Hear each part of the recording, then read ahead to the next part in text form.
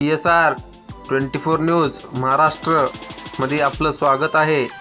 शाळेचं निवेदन दिलंय, काय घोटाळा झालाय, काय अफरातफर झाली? आता ही शाळा आहे निवासी शाळा, नाईक मागायचे समज मंडळ ही शाळेचं नाव आहे आणि ही आहे निवासी शाळा. निवासी शाळेत आहेत 15ची बॉडी आहे पहिल्यापासून 15ची बॉडी आणि त्यातले काही बॉडीचे मेंबर वारलेले आहेत, म्हणजे मृत्यू झालेले आहेत. तर मृत्यू झाल्यानंतर त्यातले 6 जे बॉडी मेंबर होते ते वारलेले आहेत आणि बाकीचे जे बॉडी मेंबर आहेत 9 मेंबर, त्यातले 7 मेंबर माझ्यासोबत आहेत. आणि मागील काही वर्षापासून ह्यांनी पाठपुरावा करत आहेत, पण कुठलं चेस देत नाही आणि अधिकारी संगनमत करून सर्व गोष्टी मॅनेज झालेल्या आहेत. इथं त्याचे पुरावे पण मी तुम्हाला लवकर दाखवणार आहे. आणि हे काय गोष्टी झाल्या आहेत की ह्यांचा पाठपुरावा होत नाही म्हणून ह्यांनी संघटनेला मदत मागितली आहे. त्यामुळे मी संघटनेवतीने आज निवेदन दिलेलं आहे. यांनी पण स्वतः निवेदन दिलेलं आहे. दोन्ही निवेदन आज आम्ही एक सध्या देण्यासाठी इथं आलो आहोत. म्हणून साहेब काही कारणाने मी मिटिंगमध्ये गेलेले आहेत, तर आमची काही चर्चा झाली नाही त्यांच्यासोबत.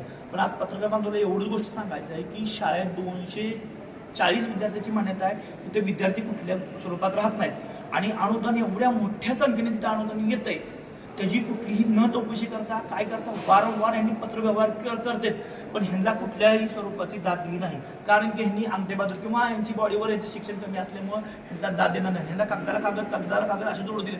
एवढे ठोस पुरावे असून शाळेत तपासणी केलेली असून सुद्धा कुठलाही पाठपुरावा झाला नाही. आता आपले तुळजापूरचे माजी BDO साहेब हे स्वतः इथं अधिकारी म्हणून आलेले आहेत, तर त्यांच्याकडनं आशा निर्माण झाली आम्हाला की त्यांनी काहीतरी ह्याच्यावर मार्ग काढतील आणि जे काय गोष्टी आहेत मार्ग काढतील आणि ह्याच्यात कुठला तरी अर्थ होईल आणि यांची पूर्ण चौकशी लागल. याचे पुरावे जे आहेत आम्ही तुम्हाला दाखवणार आहेत. फक्त आमची एवढीच मागणी आहे. आता मागणी काय आहे आणि जर मागणी पूर्ण नाही झाली तर काय करणार? मागणी एवढीच आहे की या संदर्भात जे आम्ही पत्रव्यवहार केले त्या नियमानुसार तुम्ही सगळेच ही चौकशी लावा.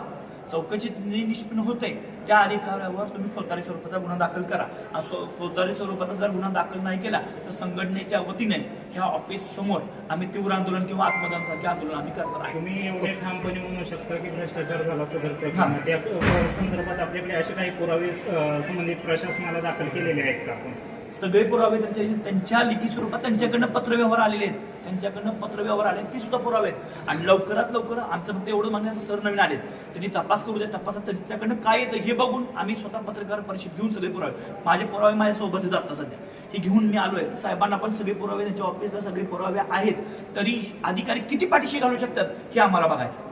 अधिकारी किती पाठीशी घालवतात आणि किती पैसे ताकद जिंकते का न्यायाची ताकद जिंकते ही आम्हाला गोष्ट बघायची. कारण एवढे पुरावे असताना तुमची कुठली कारवाई होत नाही, याचा अर्थ काय? मागण्या मान्य नाही झाल्या तर भूमिका काय राहणार? आमची मागणी जर मान्य नाही झाली तर आम्ही सामूहिक आत्मदहन यांच्या ऑफिसवर करणार आहे. ओके बस. काय निवेदन दिलंय? शाळेत नाईक मागास समाजसेवा मंडळ नव्हतं, तालुका तुळजापूर, जिल्हा उस्मानाबाद. त्याच्यामध्ये मी 1990 पासून सदस्य आहेत. आणि मी आज साहेबाला निवेदन एक पत्र देण्यासाठी मी आलो होतो. 1990 पासून मी संस्थेमध्ये सदस्य म्हणून काम करत आहे. 1990 पासून ते 2006 पर्यंत आमची संस्था, आम्ही जोपर्यंत आमचे माजी अध्यक्ष होते तोपर्यंत व्यवस्थित संस्था आमची चालत होती. त्यानंतर संस्थेचे अध्यक्ष बदल झाला आहे, वैभव विठ्ठल जाधव.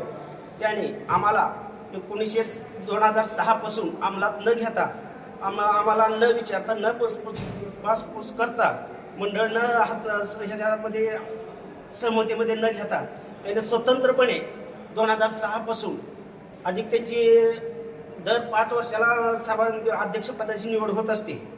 तरी 2006 पासून आमची त्यानं हाताळणी न करता त्यानं स्वतंत्र मनमानी कारभार करून आतापर्यंत 2025 पर्यंत स्वतः एकटे की अध्यक्षपद नसताना सुद्धा त्यानं आतापर्यंत गैरव्यापार करत आले आणि गैरसमज घालत आम्हाला विचारले सुद्धा नाही, आम्हाला विचारात घेतले नाही. स्वतः मनमानी स्वतः कारभार करून त्यानं स्वतः करत आहे. त्यांना आतापर्यंत त्याच्यासाठी आम्ही वारंवार ऑफिसला पत्र देऊन 2019 पासून आम्ही पत्र समाज कल्याण अधिकारीला वारंवार महिन्याला, 2 महिन्याला, 4 महिन्याला पत्र दिलो. तरी आमच्या त्या पत्राचे आम्हाला एकही उत्तर न मिळता न देता आम्हाला संगणमत म्हणून अधिकारी आणि अध्यक्ष या दोघांनी सहमत करून त्यांनी तिकडच्या तिकडे आम्हाला गरीब, आम्ही जरा थोडं बहुत गरीब असल्यामुळे आम्हाला दाबण्याचा प्रयत्न नक्की त्यांनी केला.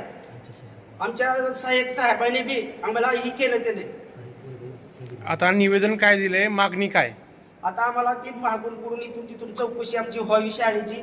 आणि व्यवस्थित मंडळ आमचं स्थापन करावं आणि आम्हाला जे महागडले 15 सदस्य आहेत त्यांनी 15 सदस्य ते आमचे आहेत त्या ह्याच्यामध्ये आम्हाला सामील करावं आणि आम्हाला त्याच्यामध्ये चौकशी करून साहेब लोकांनी आम्हाला जी काय नियमानुसार झालेलं आहे ती खरी चौकशी करून व्यतिरिक्त अध्यक्षावर कारवाई करण्यात यावी ही आमची नम्र विनंती आहे. शाळेत विद्यार्थी किती आहेत आणि शाळेमध्ये विद्यार्थी आता 240 विद्यार्थीचा संघ आहे.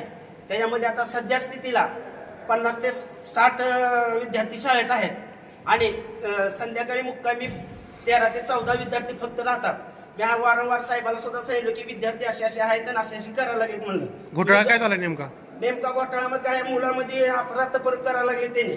शाळा बजेट इथून एवढे विद्यार्थी आहेत म्हणून त्याने बजेट मी सांगतो की सर तुम्ही शाळेचे सचिव आहात, नाव काय आणि काय प्रकरण झालंय? मी सुरेंद्र कनराम राठोड 1992-93 पासून मी संस्थेचा नाईक मागास समाजसेवा मंडळाचा मी सचिव आहे.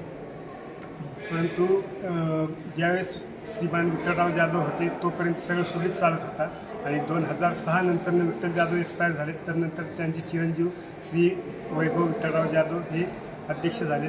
तर नंतरनं त्यांनी आमची कुठल्याही प्रकारची साईन वगैरे घेतलेली नाही, ना प्रोसिडिंगवरती ना चेकवरती ना कुठं ना काही.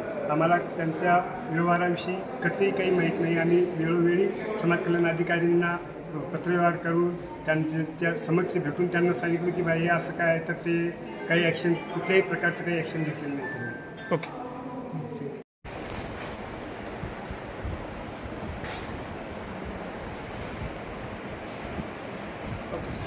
ओके. मुख्य संपादक प्रेमनाथ राठोड, PSR 24 न्यूज, तुळजापूर, धाराशिव, महाराष्ट्र.